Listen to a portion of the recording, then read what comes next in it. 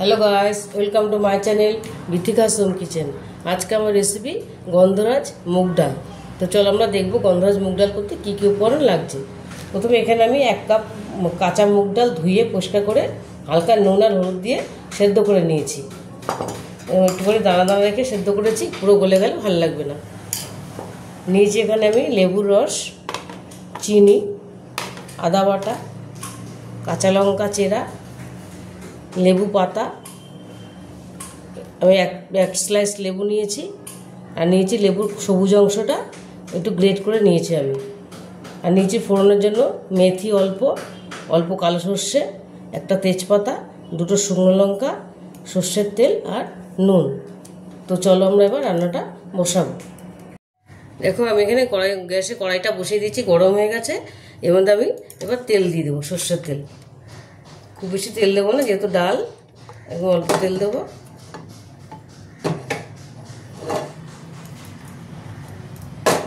এর মধ্যে আমি দিয়ে দেবো শুকনো লঙ্কা, তেজপাতা, একটা গোটা দেবো, একটা ছিঁড়ে দেবো।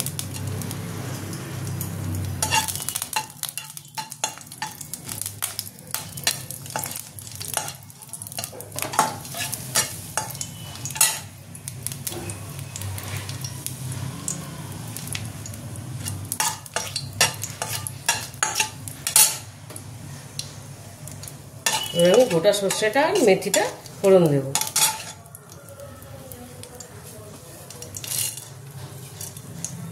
গোটা সর্ষে মেথিটা দিয়ে দিলাম।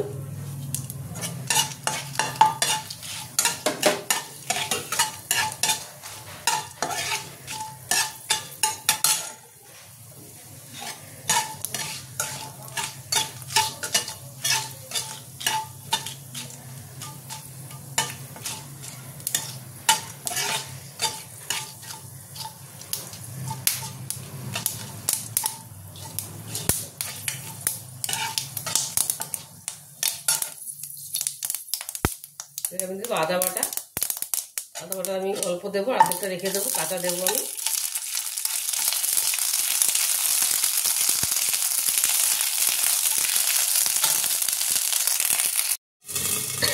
এরকম আদাটা ভাজা ভাজা হয়ে গেছে, এবার আমি কাঁচা লঙ্কাটাও দিয়ে দেবো।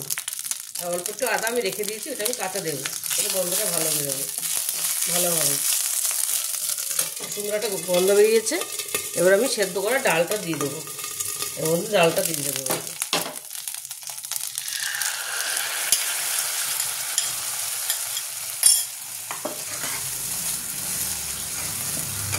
একটু জল দিয়ে দেবো।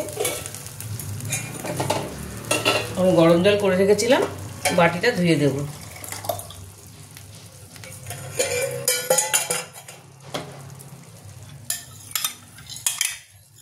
কাঁচা জল দেবে না, জলটা উষ্ণ গরম করে দিতে হবে।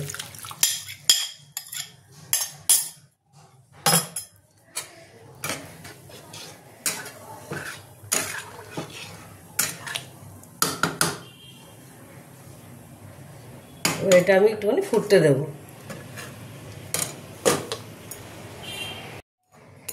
দেখো ডালটা আমার ফুটে গেছে। যেহেতু সেদ্ধ ডাল, আমি বেশি ফোটাবো না, তাহলে গলে যাবে। এর মধ্যে আমি বাকি আদা বাটাটা দিয়ে দেব। এই আদা বাটা রেখেছিলাম, এটা আমি দিয়ে দেবো। আর দিয়ে দেবো চিনি, পরিমাণ মতো চিনি দেবো।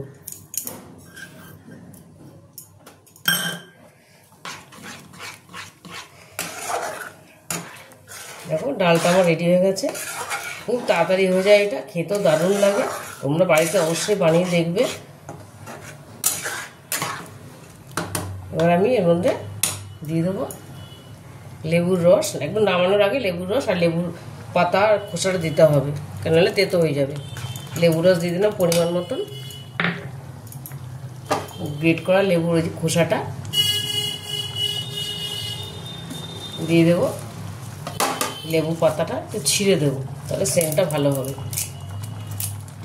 এটা দিয়ে আমরা ফোটাবো না, এটা দিয়ে এবার আমি বন্ধ করে দেবো গ্যাসটা।